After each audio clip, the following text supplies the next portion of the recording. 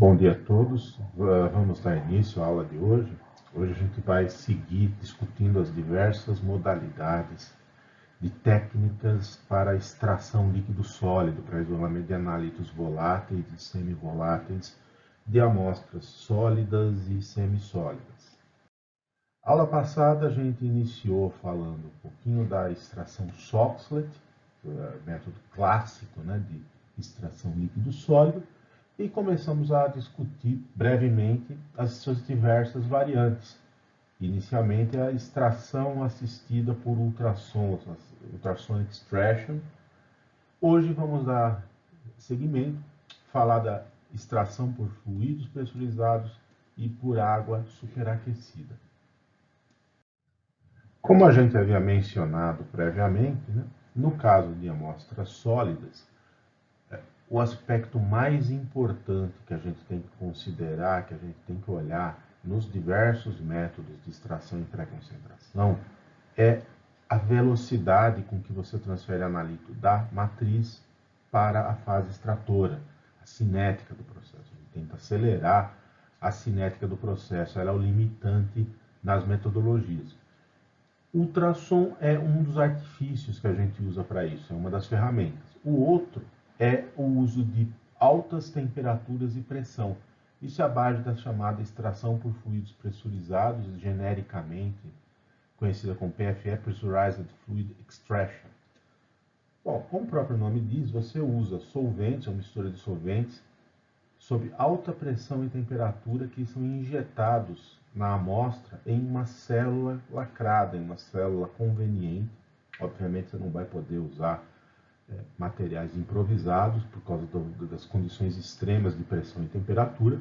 Você expõe a amostra a solvente a alta temperatura, que necessariamente tem de estar a alta pressão, porque senão você tem evaporação, o solvente ferve, vai embora. Então você consegue condições de extração em alta temperatura, aplicando ao mesmo tempo alta pressão. Isso em condições geralmente estáticas, pode ser também dinâmica, mas a maior parte dos dispositivos usa condições estáticas. Deixa lá a sua amostra sólida cozinhando naquele solvente a alta temperatura e alta pressão. Depois, num certo tempo, você recolhe o solvente e, eventualmente, repete várias vezes o processo, reextraindo a amostra, fazendo extrações sequenciais. Conceito lá que a gente falou de extração sequencial para extração líquido-líquido serve aqui também, vale aqui também, embora as considerações algébricas não, o aumento de eficiência ele se aplica. Essa figura aqui mostra um esquema genérico de um desses sistemas de extração por fluidos pressurizados. A gente tem a célula de extração que fica presa em um forno, para poder condicionar a sua temperatura, uma válvula aqui na entrada, válvulas na saída, na entrada, gás, geralmente nitrogênio, para gerar alta pressão aqui no sistema, solventes e uma bomba que injeta os solventes aqui. Pressão de gás é feita para aumentar a pressão, para deixar a célula sob alta pressão, e é feito o aquecimento. Não é um sistema muito complexo, embora é algo que tenha de ser cuidadosamente montado. O problema aqui, não exatamente um problema, mas uma particularidade dessa técnica, é que, por ser uma técnica eminentemente instrumental, não dá para você fazer improviso. Isso aqui você tem que usar um equipamento apropriado. Você pode até construir um negócio complexo, Então, geralmente, o pessoal usa equipamentos comerciais. Cada fabricante faz pequenas modificações no esquema geral para poder ter um nome próprio, um nome comercial próprio, acelerado como se fosse uma técnica diferente. Então, Accelerated Solvent Extraction, ASE, que é o nome mais conhecido, Pressurized Liquid Extraction, PLE, Pressurized Solvent Extraction, então, um monte de nomes, cada um é associado ao sistema de um determinado fabricante, que ele registrou comercialmente como se fosse uma técnica diferente, mas no fundo é tudo a mesma coisa. São solventes a alta temperatura e alta pressão que são usados para extrações em amostras sólidas. Quais seriam as características que os solventes extratores adquirem a alta temperatura, alta pressão, que os tornam tão vantajosos assim como fases extratoras para amostras sólidas? Bom, a alta pressão, você consegue manter o solvente em estado líquido em alta temperatura. O que acontece com esse solvente líquido a alta temperatura, alta pressão? Tem várias características, várias propriedades físico-químicas desses solventes a alta temperatura, alta pressão, que mudam, que os tornam extremamente favoráveis para esse tipo de operação, que melhoram muito sua aplicação como fase extratora para amostras sólidas. Primeiro, viscosidade.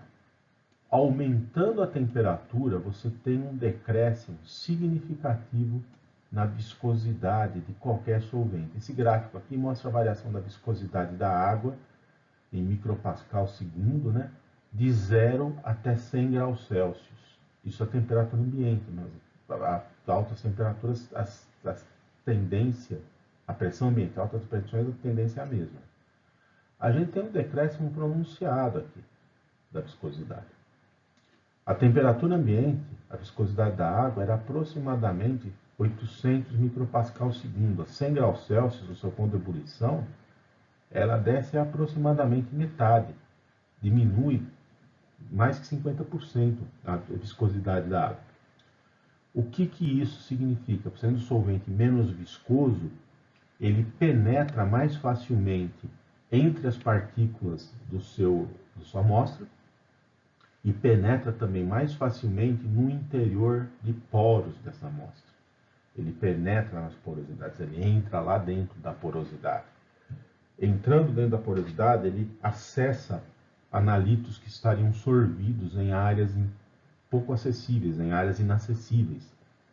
E por estar menos viscoso também, ele penetra mais profundamente e mais rapidamente nas camadas externas das partículas.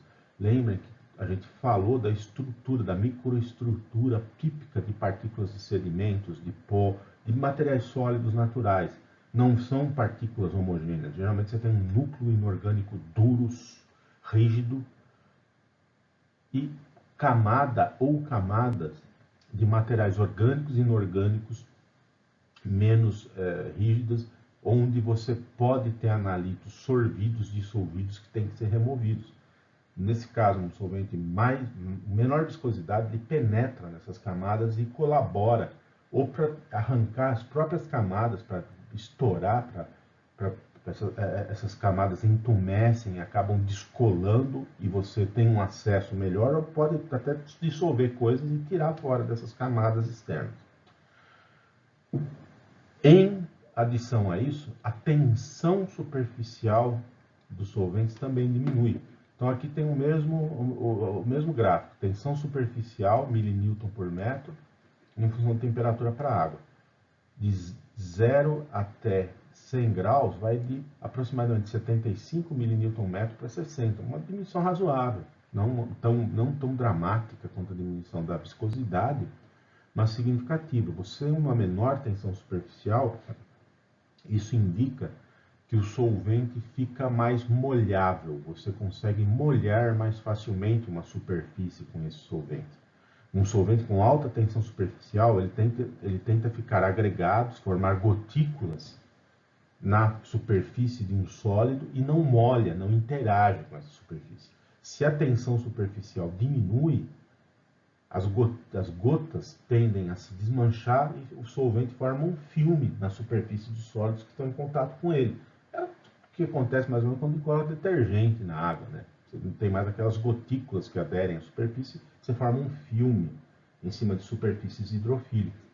Então, no caso aqui, ó, de 25 graus, você tem uma tensão superficial lá de aqui 73, 74 milínewton metro, até 100 graus, chega uns 40, você tem uma diminuição razoável aí de tensão superficial, com um aumento da temperatura, isso está mostrado para a água, mas vale para todos os solventes. E, no caso, você consegue, além do solvente penetrar mais no interior das estruturas, ele também as molha. A combinação dessas duas características, baixa viscosidade e baixa temperatura, aumenta a interação do solvente com a matriz sólida, aumenta o contato e a área de contato. Além disso, né, para a maior parte dos solutos orgânicos e inorgânicos, a solubilidade aumenta com a temperatura do solvente. Então, por exemplo, isso aqui está falando de glicina, que é um aminoácido, né, bem solúvel em água, mas é um exemplo interessante, né?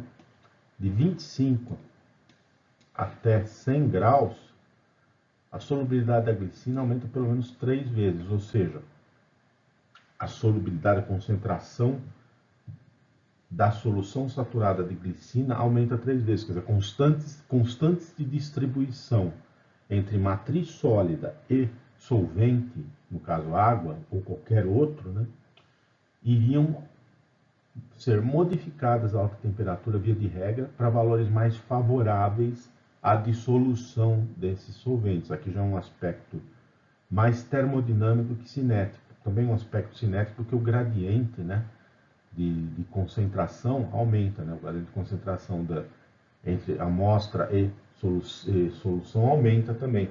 Você tem um delta concentração, até concentração saturada maior, e aumenta a taxa de transferência. Então, em resumo, você com maior temperatura tem maior solubilidade dos analíticos, ou seja, um fator termodinâmico que incrementa a eficiência de extração, e também transferência de massas mais rápida, maior penetração na matriz, uma disrupção das interações entre analíticos e sítios ativos da superfície na matriz muito maiores. Afeta tanto termodinâmica quanto cinética. Isso aqui é cinética, transferência de massas rápidas, pelo solvente ser menos viscoso, maior penetração na matriz, pelo solvente ser menos viscoso, e disrupção das interações entre analíticos e sítios ativos na superfície, porque o solvente molhando mais a matriz, ele consegue arrancar o analítico, ele consegue substituir o analito por suas próprias moléculas nos sítios ativos da superfície e jogar todos os analitos lá para a solução, para o seio da solução extratora. Bom, em vista das características da técnica, né, extração por fluidos pressurizados geralmente é conduzida usando sistemas comerciais próprios, feitos para isso. As condições são muito extremas para a gente tentar improvisar qualquer coisa no laboratório. Além disso, seria muito complicado você conseguir reprodutibilidade com sistemas improvisados, Então, a gente geralmente tende a usar esses sistemas comerciais. Essa foto aqui é um dos mais populares, talvez o sistema mais antigo, mais usado, é o ACE da Dionex. Accelerated Solvent Extraction foi a primeira empresa que colocou um sistema desses no comércio, né? Hoje é da Thermo, né? Era de uma empresa chamada Dionex, né? Esse aqui é o sistema 350. Eles tinham no mercado 350 ou 250, cada um com características um pouquinho diferentes, um pouquinho mais aperfeiçoadas. Bom, primeiro, eles são sistemas já pensados para análise de rotina, então não são feitos para você extrair amostras uma a uma. A ideia é que você trabalhe com lotes de amostras para extração, o que é algo mais ou menos lógico, né? Esse é um tipo de técnica que é muito usada em rotina analítica. O foco dela é rotina. Então, é muito comum, muito conveniente que esses sistemas permitam o processamento de várias amostras. Esse sistema em particular permite pressões de até 2.000 PSI, 2.000 libras por polegada quadrada, 135 atmosferas. Solvente pode ser entregue de 50 a 200 graus a temperatura dele. A pressurização é feita com gás pressurizado. Você conecta um cilindro aí de nitrogênio ou outro gás adequado. Melhor é nitrogênio mesmo pelo custo e pela solubilidade baixa na maior parte dos solventes. No caso, esse sistema ele tem um carrossel, né? O nome dessa seção aqui é carrossel, que você pode colocar 24 amostras, até 24 amostras. A cela de extração que eles fornecem, né, você tem que ter uma cela de extração própria, eles têm celas de 1 a 100 ml de capacidade. Essa foto aqui mostra celas de extração instaladas em um desses sistemas. Esse aqui já é um outro sistema da Dionex, um pouco mais avançado, né? Esse cilindrão aqui de aço é a cela de extração, que obviamente tem que ser feita em aço ou outro metal adequado. Aço de longe, o mais comum. extremamente rígido, com capacidade para aguentar altíssima temperatura e pressão que ela vai ser submetida, né? Vocês podem notar que aqui tem um chanfro, né? Você prende isso aí com uma chave inglesa, aí desatarracha essa peça aqui, essa parte aqui e essa de baixo também, para desmontar completamente a cela, usando chaves, né? Chaves de ferramenta, né? Parafusa isso aí, coloca a amostra e aditivos dentro, depois fecha, sela isso aí e recoloca. Aqui tem um septo, né, de alta pressão, aqui no interior, né, e aqui é por onde uma agulha penetra para injetar o solvente. Esse aqui é um módulo de controle, controla a temperatura e pressão, e aqui os reservatórios para os solventes, né, que assim como em HPLC, você pode ter reservatórios com solventes puros e programar o sistema para injetar ou eles puros ou a mistura. Aqui embaixo tem um segundo carrossel que você coloca frascos que vão receber o solvente após a extração. Então o negócio aqui é extraído e depois ele é jogado, o solvente ele passa por dutos e é colocado em frasquinhos aqui que coletam os extratos que você obteve, né? ACE, Accelerated Solvent Extraction, é um comercial do sistema da Dionex. ACE 350, etc. Tem Pressurized Liquid Extraction, acho que é da Agilent, PSE, tem um monte de nomes diferentes. Não são técnicas diferentes, as empresas tentam vender como uma técnica única, etc. Mas é tudo comercial, né? É uma coisa que um fabricante de um veículo fala, meu, não é um carro, é um nome qualquer lá que só eles têm, mas tudo serve para a mesma coisa.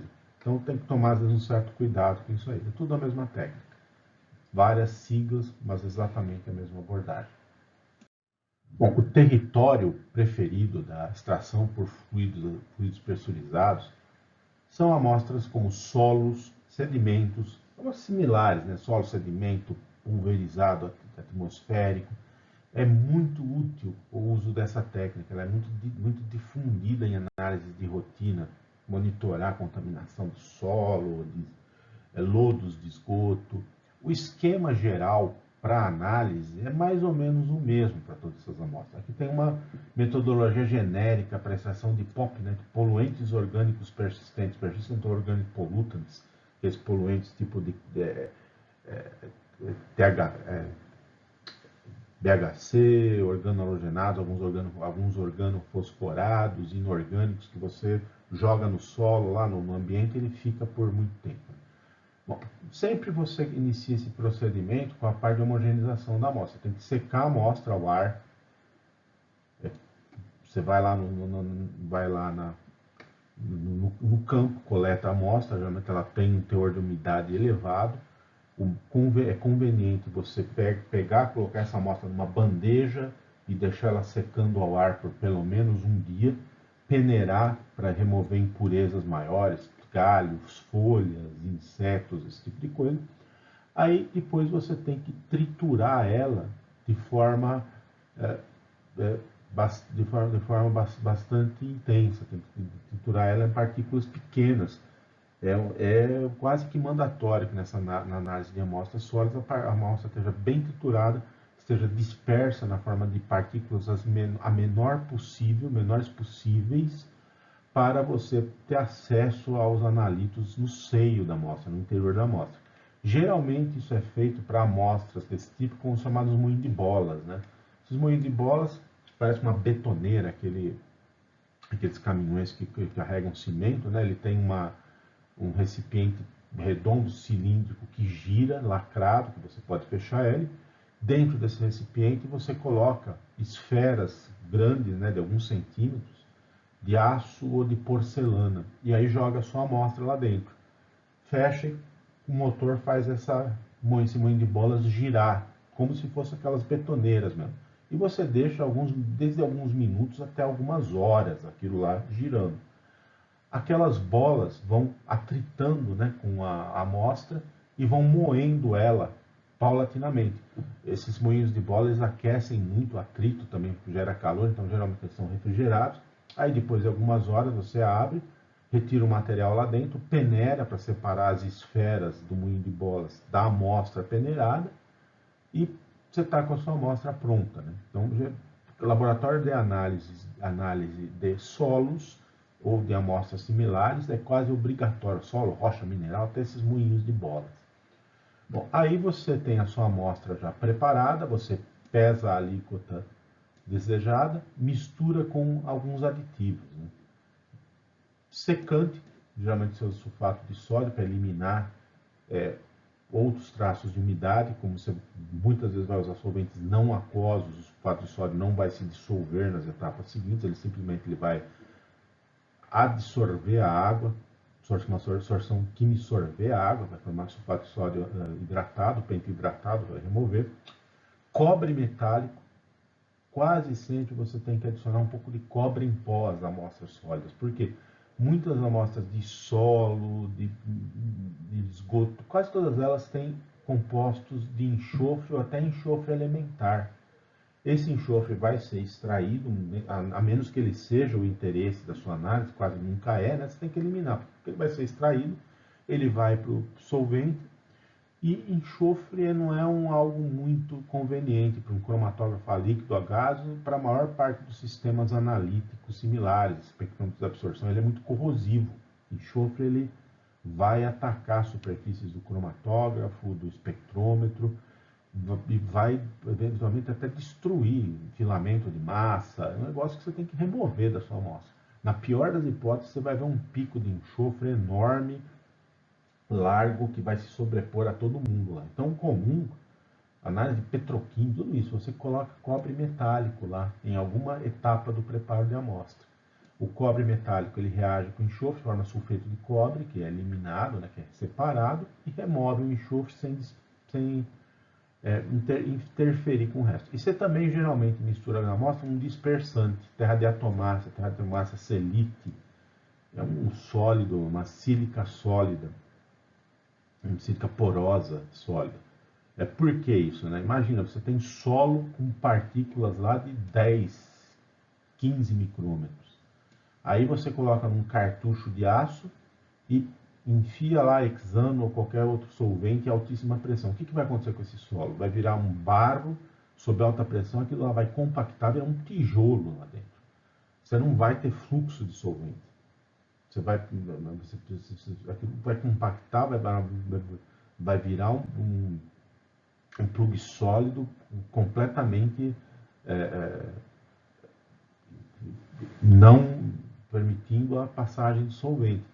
Então você geralmente mistura a sua amostra sólida um dispersante, um material poroso que evita que a amostra vire uma massa compacta e faz com que a amostra solvente consiga penetrar. Aí você acondiciona essa mistura, amostra, dispersante, secante e cobre no tubo extrator sem espaços vazios. Importante isso, se deixar espaço vazio, vai ficar solvente estagnado lá dentro. Faz a extração com solvente para alta pressão, alta temperatura, recolhe o extrato e aí faz um clean-up desse extrato, porque essa extração a alta temperatura, alta pressão, ela é muito efetiva. Tudo que não for matriz vai ser removido da sua amostra e vai para o extrato. Então, seu extrato é muito sujo, tem muitos interferentes, tem macroconstituintes, tem um monte de coisa que você não quer jogar no seu cromatógrafo, no seu espectrômetro. Então, você tem que pegar esse extrato e passar ele numa coluna de extração em fase sólida, uma técnica que a gente vai falar mais para frente, mas não para isolamento de analitos, mas sim para clean-up, para reter moléculas que não lhe interessam, que vão interferir, ou até colunas de cromatografia líquida, igualzinha aquela do Sweet, né? Fazer o tal do flash, LC, cromatografia líquida flash instantânea, para reter constituintes pesados, macromoléculas, muito polares. Concentra o seu extrato depois com Kuderna Danish, com nitrogênio, evaporação por nitrogênio, e aí você vai para o seu cromatógrafo. Então, isso aqui é um roteiro mais ou menos padrão para esse tipo de análise. Seca a amostra, tritura, pré-seca, tritura, mistura com secante, dispersante e aditivos como cobre metálico, acondiciona no cartucho de extração, extrai, limpa o extrato, concentra ele. No caso aqui, esse procedimento mostrado aqui é um procedimento mais ou menos padrão, é um dos procedimentos da EPA, né? Environmental Protection Agency, né? Seca a amostra, coloca a amostra na cela de extração de aço. Aqui no caso, esse procedimento da EPA, acho que é o 3420, né? 2.000 PS de pressão, 100 graus de temperatura, solvente de clorometanoacetona 1:1, deixa isso em contato com a amostra por 5 a 10 minutos nessas condições, depois abre o nitrogênio para o nitrogênio empurrar o extrato para fora por 1 ou 2 minutos, coleta, aí faz o clean-up, a concentração e analisa. Bom, extração por fluidos pressurizados, assim como a extração líquido-líquido convencional, geralmente não pode ser considerada uma técnica de extração seletiva ou específica, né? Tudo que é solúvel no solvente orgânico ou solventes usados vai ser isolado, e até em grau maior que na extração líquido-líquido, por causa das condições de alta pressão, alta temperatura, você arranca até muito mais do que você queria da sua amostra, analitos interferentes. Bom, às vezes você ainda consegue ter um pouco de seletividade selecionando cuidadosamente o solvente e as condições. Por exemplo, aqui, né, tem um exemplo que o pessoal queria determinar pHs, hidrocarbonetos policíclicos aromáticos e seus congêneres oxigenados, hidroxi-pHs, que são os seus metabólitos, né, em solos.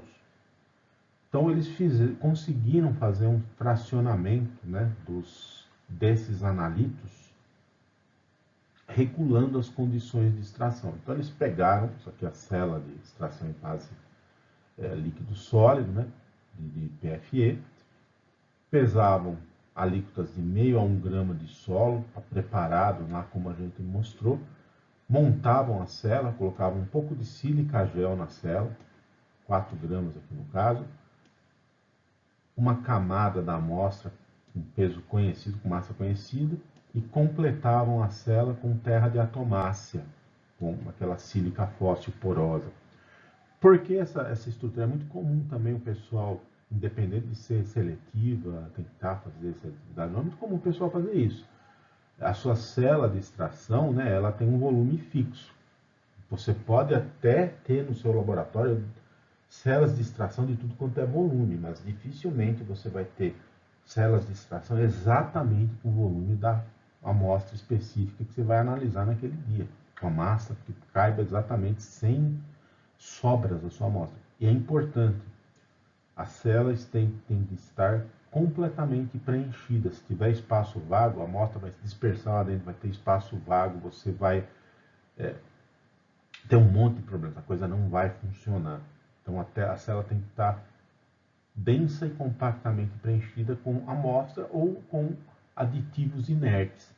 Então, nesse caso, né, a terra de atomácea é um aditivo inerte só para encher espaço lá dentro. Colocou a amostra, completou até em cima com terra de atomácea. E a sílica gel? Essa camada inferior de sílica gel, ela age para fazer clean-up. Então, aqui dentro, na própria célula de AZE, o pessoal já colocou uma camada inferior de sílica gel que vai agir como um absorvente que vai fazer um clean-up do extrato. Então, eles injetam o solvente impregna tudo isso aí, vai isolando os analitos aqui da amostra, depois eles aplicam gás para expulsar o solvente para recolher o extrato. O solvente com os analitos extraídos vai passar por essa camada de sílica gel e interferentes muito pesados vão acabar sendo presos aqui, só vão sobrar moléculas menores, que é o que interessa para eles. No caso aqui, eles, na mesma celinha, né, eles fizeram 2 extrações sequenciais. Primeiro, eles usaram a mistura ciclohexano de clorometano 9:1. Notem que tem uma alta proporção de ciclohexano, que é um solvente mais hidrofóbico que o diclorometano. 120 graus de temperatura, muito mais que o ponto de ebulição de ambos, mas aí, como tem alta pressão aqui aplicada, isso permanece no estado líquido. Deixava um tempo isso em contato recolhia esse extrato. O extrato obtido nessas condições, ele não continha os pH oxigenados. A solubilidade deles aqui era muito pequena, ou era tão pequena que foi muito lenta a extração deles. E conseguiam recuperações de 50% a 91% de pH, que já dá para trabalhar. Não é nenhuma maravilha, mas dá para trabalhar se fosse algo repetitível, reprodutível. Você só corrige a concentração final sabendo que a recuperação é constante. Terminou o isolamento dos pH, eles na mesma cela, sem abrir, mesma amostra, uma amostra que já se isolou o pH, eles repetiam o procedimento em condições diferentes, mas dessa vez para tirar os oxi-pH. Aqui eles usaram ciclohexano de clorometano, igual para a etapa 1, mas 1 de ciclohexano, 3 de diclorometano. Notem que aqui você tinha 10% em volume de diclorometano, aqui você tem 75% em volume de diclorometano, que é um solvente menos hidrofóbico que o ciclohexano, e uma temperatura maior, 150 graus Celsius. Nessas condições, você não tinha praticamente pH, os pH já foram embora, todos aqui nessa primeira etapa. E você tinha recuperações de 47% a 129% dos oxi-pH. Ou seja, você recuperava de forma quantitativa, se não exaustiva, os oxi-pH nessa etapa. Então você tem dois extratos diferentes. Observação, 129% de recuperação, mais de 100%, ou seja, a concentração real era 1 micrograma por grama, a concentração medida 1,29 micrograma por grama. Da onde que vem isso? É contaminação? Não necessariamente. Na verdade, recuperações maiores que 100% nessas amostras para esse tipo de análise são mais ou menos comuns e geralmente não vem de recuperação. Principalmente isso acontece quando a gente usa cromatografia gasosa como técnica de separação e detecção. Vocês devem se lembrar, em cromatografia gasosa, o injetor mais usado é o injetor com divisão. Você injeta lá a sua amostra líquida, ela é vaporizada, uma pequena parte da amostra no vapor é jogada para a coluna, a maior parte é jogada fora. Essa fração tem que ser algo repetitível, a razão de divisão. Quando você faz a curva analítica, o que você vai geralmente fazer? Preparar soluções dos oxi-pH no mesmo solvente que você usou para extrair e faz a curva analítica. Essa solução vai ter só solvente e oxi-pH. O extrato, aqui, pelo contrário, ele não vai ter só solvente e oxi-pH, ele vai ter um monte de impurezas, um monte de coextraíveis que existiam na amostra, que a sílica aqui não vai receber todo mundo. Vai ser um extrato com certeza bem sujo aí. E o que isso tem a ver com uma recuperação elevada, que é o contrário que a gente imaginaria em caso de problemas? Quando você injeta num cromatógrafo a gás uma solução que só tem um solvente e um analito, sempre vai haver alguma perda na etapa de injeção, que geralmente é associada à adsorção no injetor. O injetor de split, vocês vão recuperarem as aulas de cromatografia gasosa, vocês vão ver que no injetor de split, no interior dele tem um liner de vidro, que é uma peça de vidro onde é feita a vaporização. Lá, essa peça sempre vai ter sítios ativos sobrando no vidro, por mais que você inative esse vidro, silanize, e vai ter uma pequena perda de espécies por adsorção lá dentro durante o processo de divisão de injeção.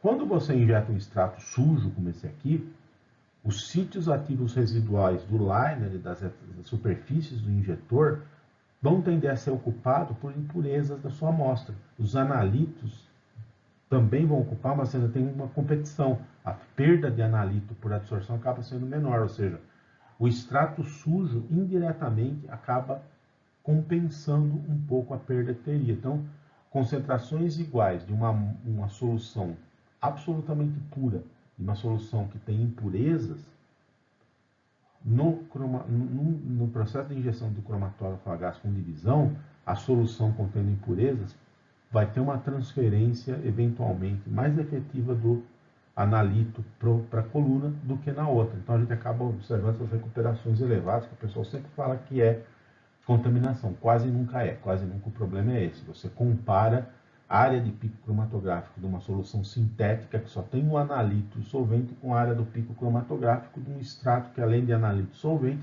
vai ter um monte de contaminantes que, por bem ou por mal, estão lá. Para o bem, vão competir com o analito por sítios ativos no injetor e melhorar o processo de transferência mesmo sem querer. No que diz respeito à extração por fluidos pressurizados, né, é uma técnica bastante direta, simples, não tem muita coisa que a gente possa ficar repetindo sobre isso aí. Ela tem muitas características interessantes. Você usa ela geralmente em análise ambiental, em solos, lodos, resíduos desse tipo. Mas dá para usar para amostras farmacêuticas, clínicas, forenses. O pessoal não aplica muito para essas amostras, talvez mais por uma questão de hábito, né? Por ser e também por ser um equipamento caro, né?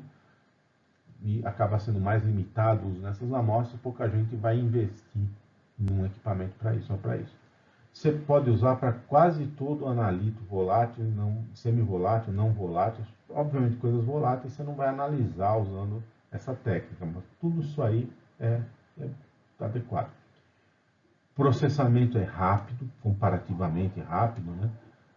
10, 12 a 15 minutos por amostra é uma janela de tempo típica para essa técnica.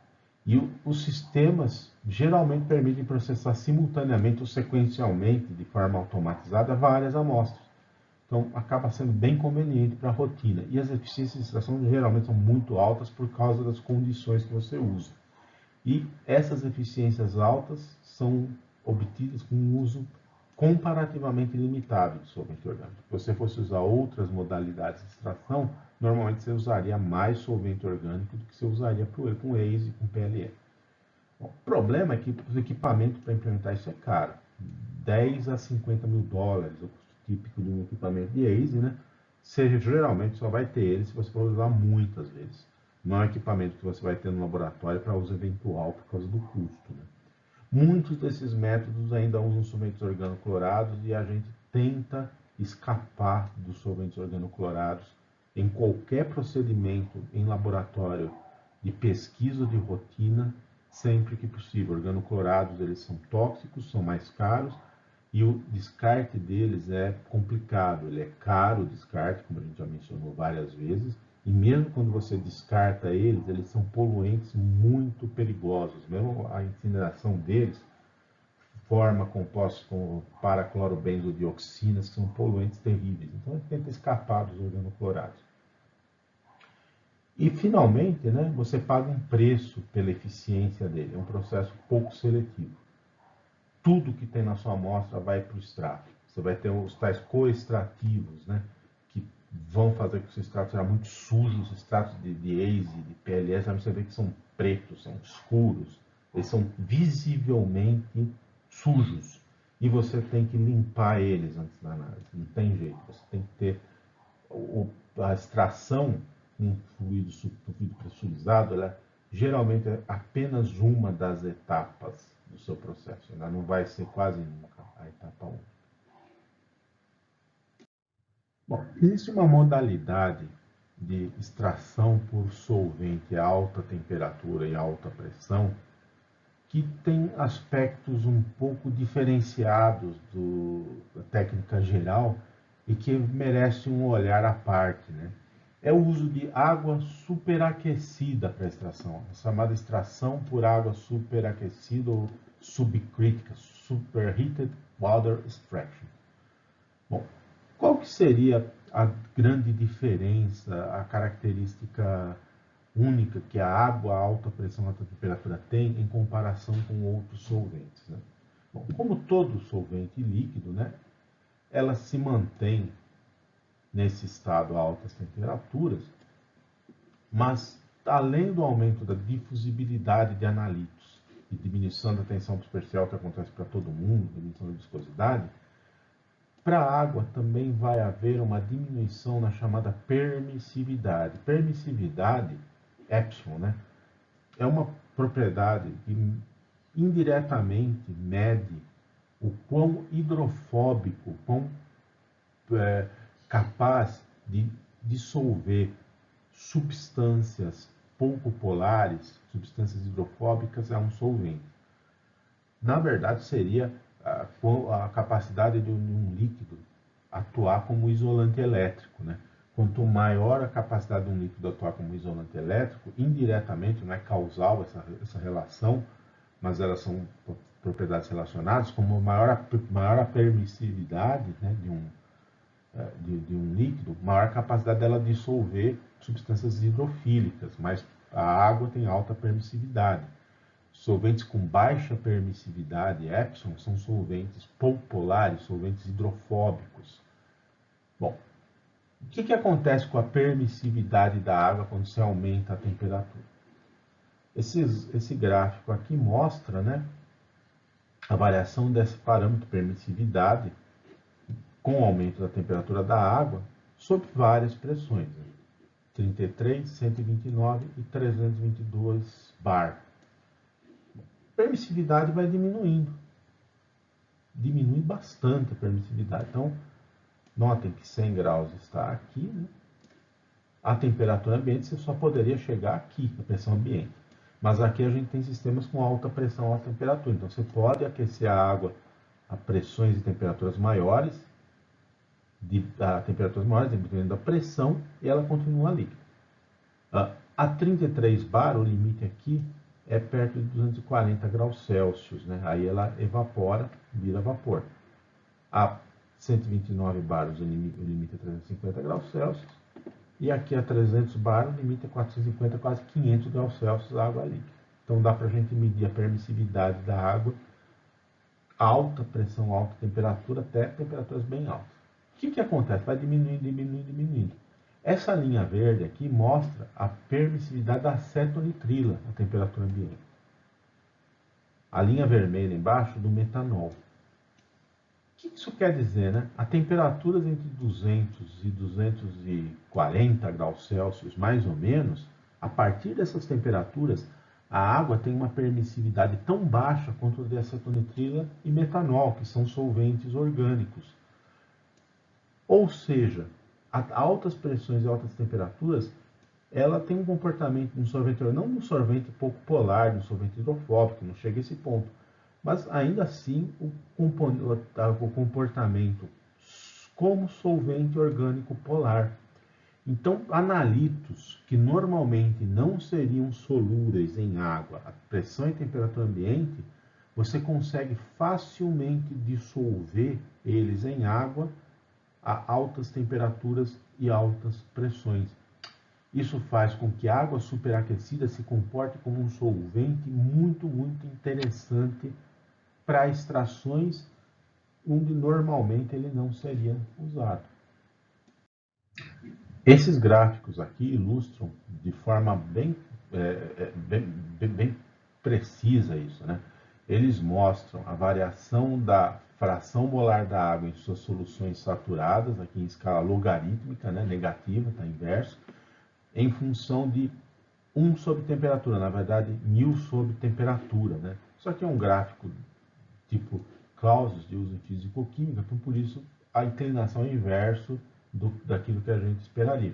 Então a gente pode ver que com o aumento da temperatura, a temperatura aumenta nesse sentido aqui, que é 1 sobre temperatura, a fração molar desses solutos, antraceno e naftaleno, em água em suas soluções saturadas, aumenta, ou seja, a solubilidade aumenta. De 300 até ambiente, a solubilidade aumenta de ordem de 100 a 200 vezes. Então a gente tem um incremento absurdo na solubilidade em água de hidrocarbonetos policíclicos aromáticos e outros analitos com o aumento da temperatura em água superaquecida. Ou seja, espécies orgânicas muito pouco polares, hidrofóbicas, pouco voláteis também, que normalmente pelo contrário, você usaria solvente orgânico para extrair eles da água. Você pode usar a água para isolar dos solventes, das amostras sólidas. Você acaba conseguindo usar a água como solvente extrator para analitos pouco polares. Isso é um negócio muito interessante por várias razões. O uso de água superaquecida como solvente extrator, em comparação com outros tipos de extração por fluidos pressurizados a alta temperatura, alta pressão, tem um aspecto também bem interessante, diferenciado, né? Bom, você pode usar aqueles dispositivos comerciais para extração de água pressurizada, aquele dispositivo para extração estática, né? Que você simplesmente expõe a amostra lá, extrai, para água alta temperatura, alta pressão, sem problema. Mas no caso de água, você também pode usar sistemas feitos no laboratório. É viável, não é igual ao resto dos solventes, por uma série de fatores. Primeiro, a pressão que você precisa aplicar para manter a água líquida a alta temperatura é moderada em comparação a outros solventes. Para você manter a água líquida a 200 graus Celsius, basta você aplicar uma pressão de 15 bar, perto de 14,8 atmosferas. Isso não é nada de absurdo em laboratório. Você tem um sistema com 15 atmosferas, gás a 15 atmosferas de pressão, é algo bem razoável. Não chega a ser algo isento de riscos, claro. Qualquer sistema de pressão superatmosférica tem um certo risco, tem que ser trabalhado com cuidado, mas não é absurdo que você precisa para manter outros solventes. Então, dá para manter a água líquida a pressões moderadas, e você pode usar dispositivos menos sofisticados para isso. Outra, a água líquida tem uma compressibilidade muito baixa, né? O que isso tem a ver? Quando você aumenta a pressão, qualquer fluido é comprimido. O controle de pressão de fluidos, altas pressões, ele é um pouco complexo por causa da compressibilidade dos fluidos. Então você acaba tendo que ter reguladores rigorosos de pressão. A água é bem pouco compressível, né? Não comprime. Então um reguladorzinho simples de pressão já consegue já consegue fornecer leituras bastante confiáveis da pressão do sistema. Se o fluido é comprimível, você não pode usar um reguladorzinho de pressão simples, tem que ser um regulador compatível com isso aí. Então, você pode ter sistemas relativamente simples para fazer extração com água supercrítica. Você precisa de um forno com temperatura controlada na faixa de 100 a 300 graus Celsius. Isso aí pode ser uma estufa de boa qualidade, não é necessário você ter um controle de temperatura muito sofisticado. O frasco de extração, obviamente, tem que ser um recipiente rígido, metálico, mas não é algo tão crítico como aquele que tinha no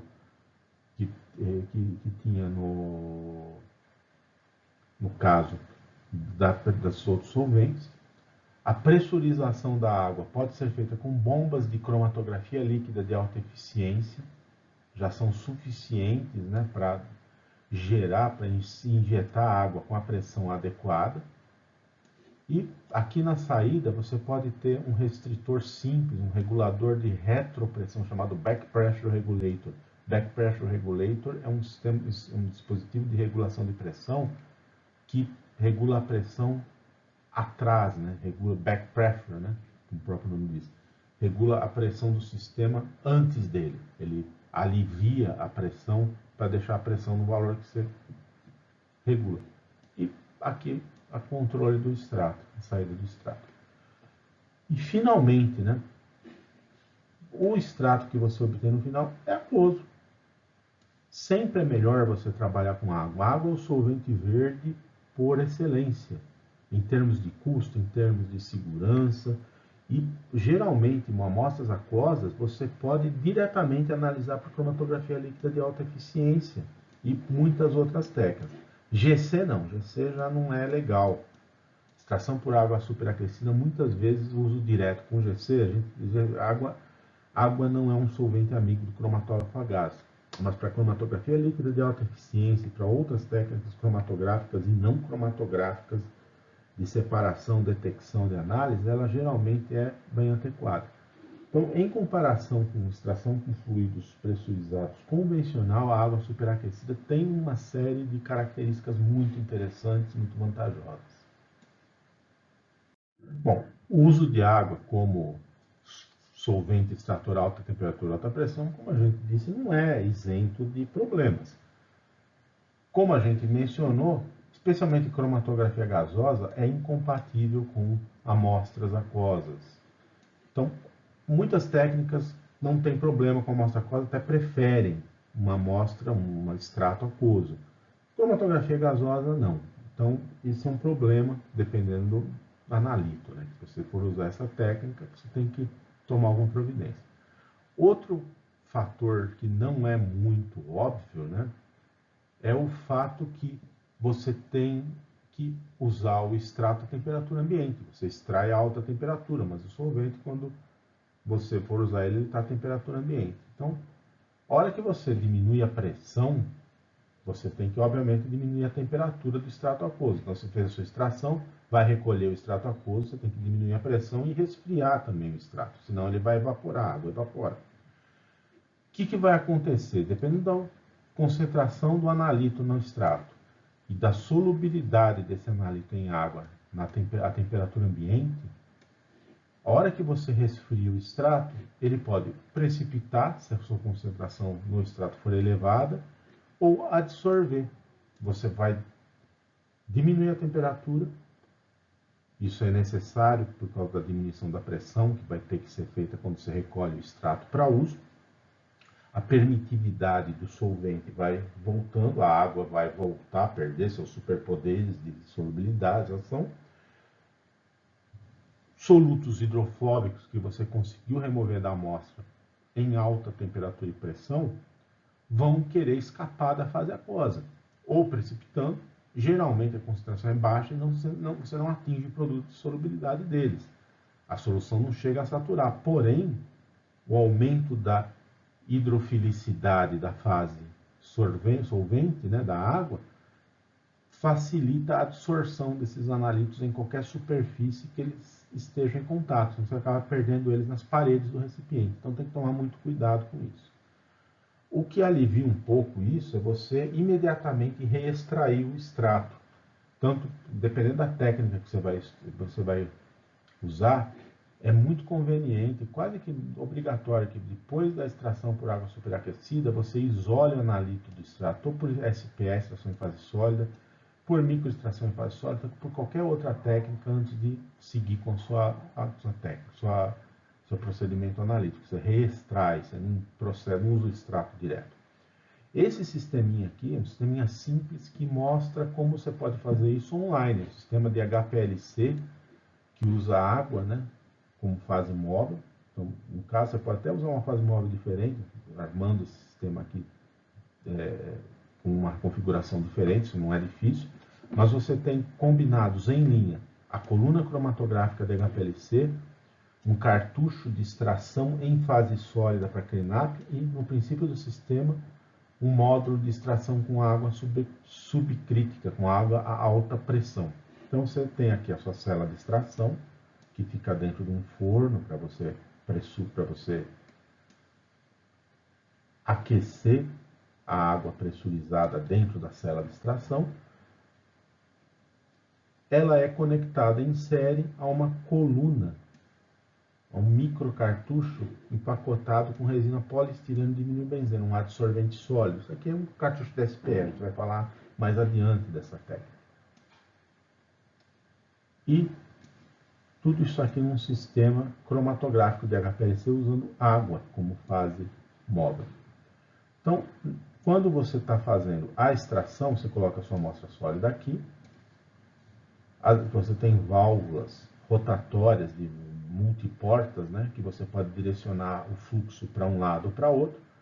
A água é bombeada para cá, vem aqui. É aquecida aqui o forno, dentro dessa espiral de aquecimento, passa na cela em condições de alta temperatura, alta pressão, né? Você está pressurizando com uma bomba de HPLC, arrasta analitos da amostra, extrai analitos da amostra, vem para cá, ela é resfriada em linha, passa por fluxo, passa por uma espiral que é resfriada pelo ar do laboratório, é direcionado para cá, entra aqui nesse segundo forno, onde é condicionada a temperatura desse extrato, e passa por essa coluna de PDMS de benzeno, de extração em fase sólida. Os analitos vão sendo isolados aqui, vão sendo extraídos e presos nessa coluna. Aí a água vem aqui, esfria e segue aqui para dentro do sistema de HPLC. Terminou a extração,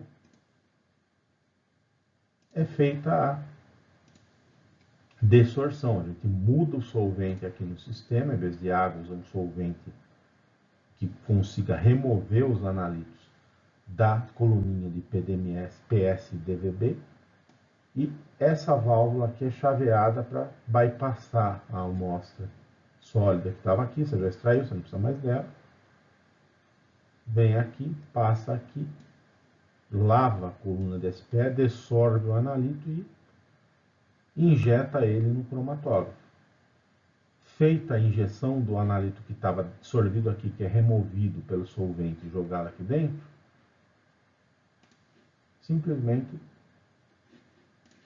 essa válvula aqui muda de configuração, bypassa a coluna de PDMS-DVB e segue aqui com a separação cromatográfica, bombeando fase móvel. Agora bombeando ou solvente de extração, se ele for a prova de fase móvel, ou então fase móvel para fazer a separação. Enquanto isso está acontecendo, você pode abrir isso aqui, trocar a amostra, colocar a amostra nova para o próximo ciclo. Então, esse é um sistema online, automatizável, né, para fazer extração com água superaquecida, já combinado com SPE, para minimizar esse problema da perda de analito no extrato. Então, o analito sai daqui, ele ainda está em água relativamente aquecida, alta pressão, aí ele vai para a coluninha de SPE e fica preso lá, você não perde o seu analito. Bom, assim como extração por fluido pressurizado convencional, extração por água superaquecida, né, é muito aplicada para amostras ambientais de solo, de areia, de lodo, de sedimentos, pelas suas características que são compatíveis, são incomparáveis com ela. Esse sistema complexo que está sendo mostrado aqui é um sistema online. Extração de água superaquecida, extração em fase sólida, HPLC, no caso HPLC preparativa, IGC, tudo online. Então a gente tem combinados online um módulo para extração com água subaquecida, um módulo para extração em fase sólida, para limpar o extrato por extração em fase sólida, um módulo que pega o extrato de SPE, fraciona ele e joga só partes do extrato de SPE dentro do cromatógrafo a gás. Um monte de válvulas solenoides comandadas que permitem você fazer isso aí de forma relativamente automatizada, processar uma amostra bem complexa de forma automatizada. Então, um exemplo de aplicação disso aí, de uso disso aí, esse procedimento que eu estou mostrando aqui foi determinado, feita análise de retardadores de chama organobromados, né, em sedimentos de rio, de lodos de lagos, né, usando essa combinação extração por água superaquecida, extração em fase sólida, LC e GC, tudo online. Bom, o que são esses organobromados retardadores de chama? Né? Tecidos de cortina, tapetes, muitos materiais têxteis, né? Eles são impregnados com compostos orgânicos para tornar eles pouco combustíveis, pouco inflamáveis, retardar a propagação de chama neles por razões de segurança. Muitos desses compostos são compostos peralogenados, compostos que têm somente carbono e halogênio, compostos organobromados, muitas vezes, perbromados. Esses compostos eles são muito interessantes para essa aplicação, porém podem ser poluentes persistentes, poluentes ambientais persistentes. Eles são úteis, né? Eles evitam, por exemplo, que que uma cortina, uma tela de projeção num cinema, um tapete, pegue fogo rapidamente, evitam, né, esses acidentes, retardam a sua queima, porém podem ser perigosos quando entram no ambiente. Então esse pessoal aqui determinou, fez uma metodologia para você detectar e quantificar esses compostos em sedimentos, em lodo de rio, em amostras ambientais. Então, ele pegava 100 miligramas do sedimento que eles desejavam analisar, misturavam com areia. Qual que é a funcionalidade da areia? Aquela mesma que a gente mostrou anteriormente da terra diatomácea. Ela age como um dispersante, evita, né, que a hora que você jogar água, alta pressão, alta temperatura aqui nesse sedimento, nesse lodo, que isso vire um barro, isso vire um tijolo lá dentro e oclua todo o sistema, entupa tudo. Então você mistura areia, né? Você prepara uma dispersão dele em areia. Areia é muito conveniente, porque a areia geralmente você consegue em alta pureza, mesmo sendo um material natural. Você lava com ácido, com solventes orgânicos, que é um material barato, não absorve muito e ela se presta bem a essa aplicação. Então eles colocavam essa mistura na cela de extração, fizeram fluir água desionizada a 325 graus Celsius, uma pressão aqui de 118 bar foi necessária para manter a água líquida, por 40 minutos a 1 mililitro por minuto. Então, cerca de 40 mililitros, 40 e poucos mililitros de água foram usados. Então, aqui está mostrado essa parte. O sistema tem várias válvulas aqui, não vou entrar em detalhes, é um sistema bem complexo, né? Que vão alternando a posição programadamente para cada etapa do método. Esse extrato aquoso ele não era analisado diretamente, ele passava por uma coluninha que continha Tenax-TA. Tenax-TA é um adsorvente sólido, é polióxido de difenileno, ele é um polímero orgânico. A gente vai falar de extração em fase sólida, a gente vai falar desses adsorventes, né? É um polímero orgânico com capacidades absorventes bastante interessantes. Ele vai absorver seletivamente compostos orgânicos nesse extrato. Então, os organobromados, junto com uma série de outros contaminantes orgânicos que estavam nesse sedimento, vão ficando presos aqui nesse cartucho de TA, de Tenax-TA. Terminou essa etapa, você transferiu, usando água subcrítica, superaquecida, todo o orgânico do sedimento para o cartucho de Tenax-TA.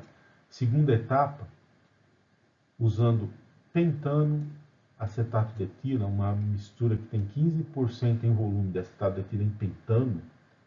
Isso foi otimizado, essa composição. Acetato de etila ele tem uma polaridade maior que pentano, então para regular a força, né, dessa solvente.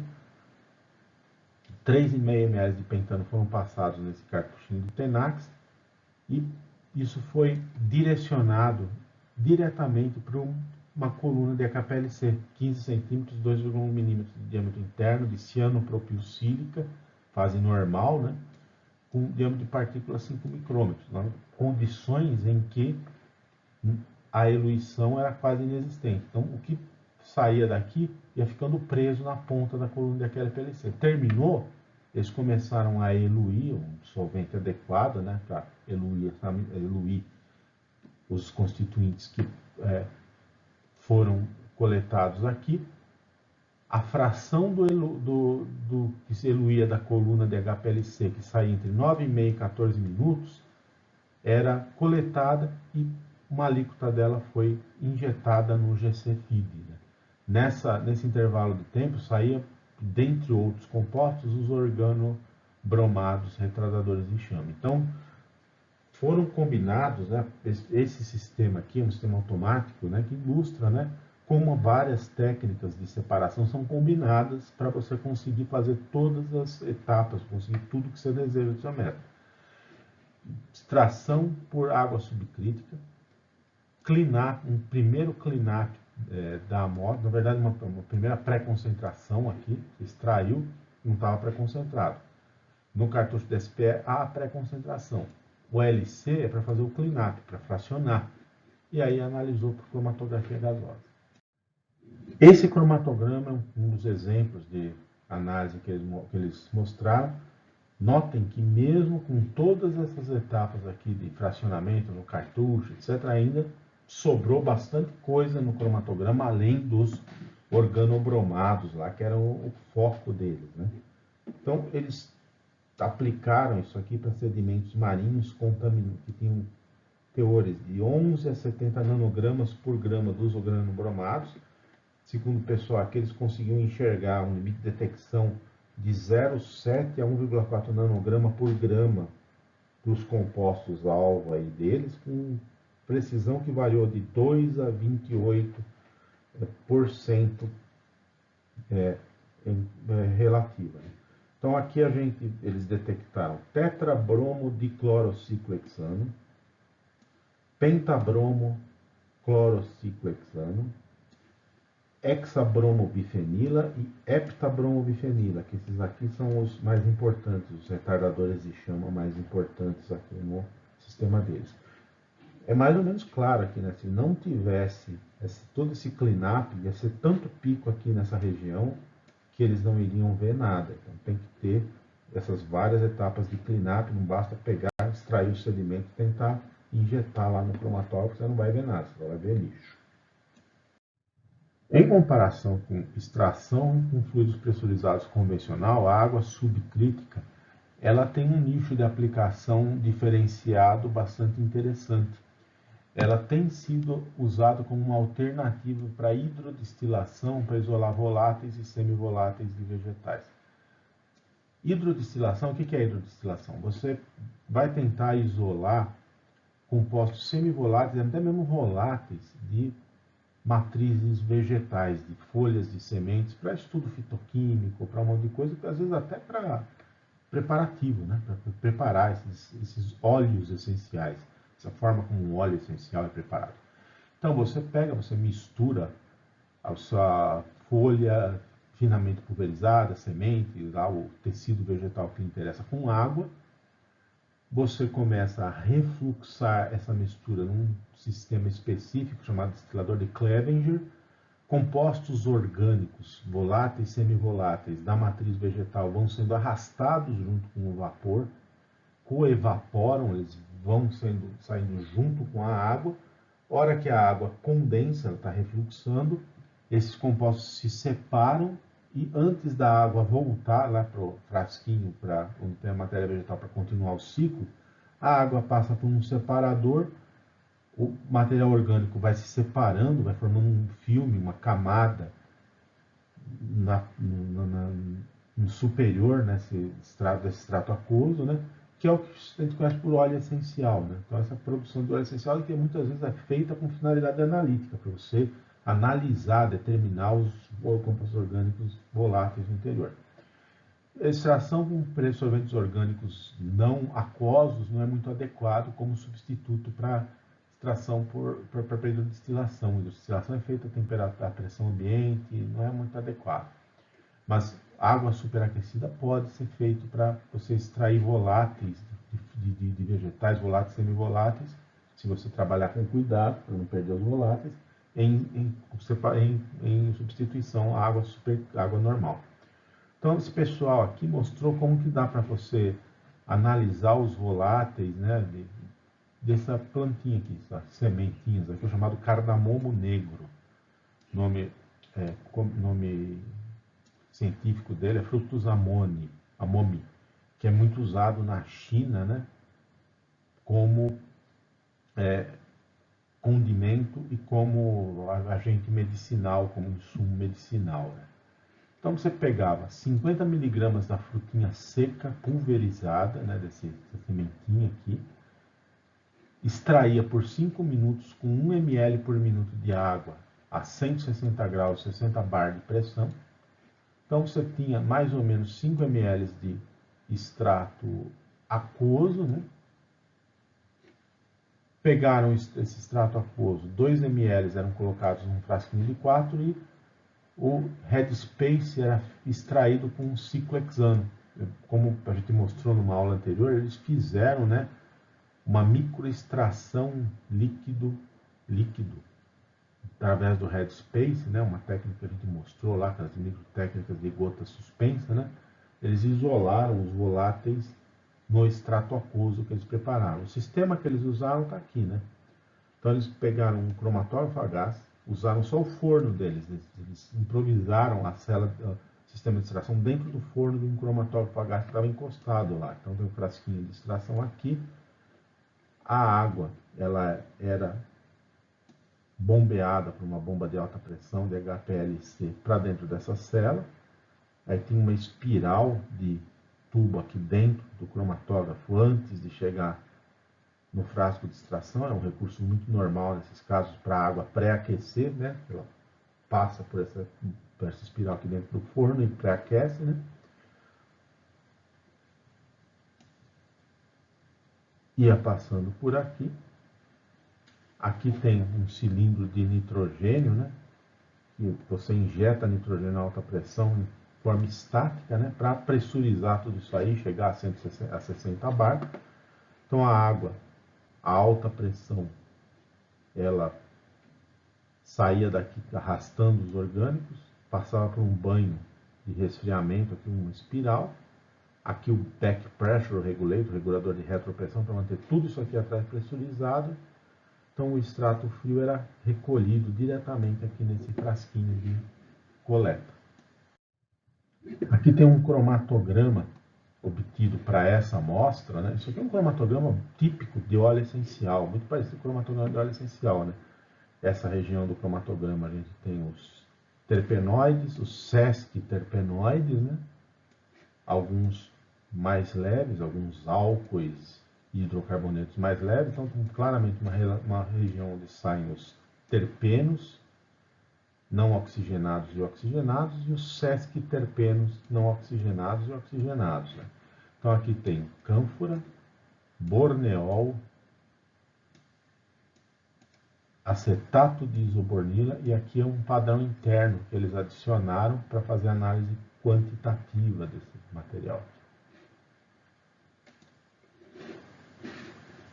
Bom, em resumo, água superaquecida como ferramenta para extração tem um monte de vantagens. O equipamento que você precisa usar para aplicar ela é muito pouco sofisticado em comparação com outras modalidades de extração com fluidos superaquecidos a alta pressão. Então acaba sendo uma técnica mais simples, né? A temperatura, a pressão não afeta muito a eficiência de extração. A pressão é um negócio difícil de controlar. É mais importante você controlar a temperatura. A temperatura afeta, mas a temperatura é fácil de controlar. Você usa dentro de uma estufa, um forno qualquer, você controla bem a temperatura. O custo de água de altíssima pureza é zero, praticamente, principalmente comparado com outros solventes. Né?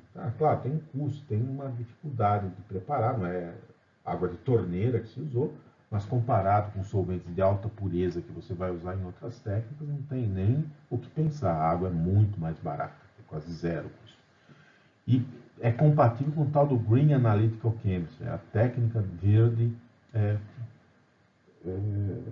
por excelência, né? Existe um movimento, existe uma tendência de se adotarem os chamados métodos analíticos verdes, métodos analíticos que usam solventes não prejudiciais ao ambiente, volumes pequenos de solventes.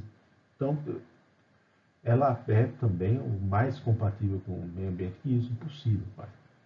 E dificilmente se analisa os extratos diretamente, mas você pode processar eles por SPS, PME, porque essas técnicas são muito bem casadas com amostras aquosas. Então, você, em essência, você transforma uma amostra sólida, problemática, numa amostra aquosa simples, que você, se não pode analisá-la diretamente cromatograficamente, você pode usar ela para SPE, para SPME. Bom, como toda técnica de extração com solvente de alta pressão e temperatura, a seletividade é limitada, ou seja, você vai arrancar tudo da sua amostra. Algumas amostras de analitos, eles não gostam de água superaquecida. Lembrem-se que hidrólise é algo que sempre pode estar presente, então você pode estar perdendo analitos, simplesmente você está jogando água quente lá, a água é bem reativa, né? Então você pode hidrolisar, você pode fazer um monte de coisas. E como em todas as técnicas de extração sólida, não é só nela, né? É muito comum você ter que usar pardão interno e os tais surrogates que a gente mencionou já definiu anteriormente nos procedimentos de análise. Bom, extração com fluidos pressurizados e água superaquecida é isso que a gente podia falar, né? Próxima aula a gente encerra essa sessão da disciplina, falar de extração assistida por micro-ondas, para depois eu entrar em SPS, PME e nos métodos para analitos não moleculares. Então por hoje a gente encerra, semana que vem a gente retoma. Bom dia a todos.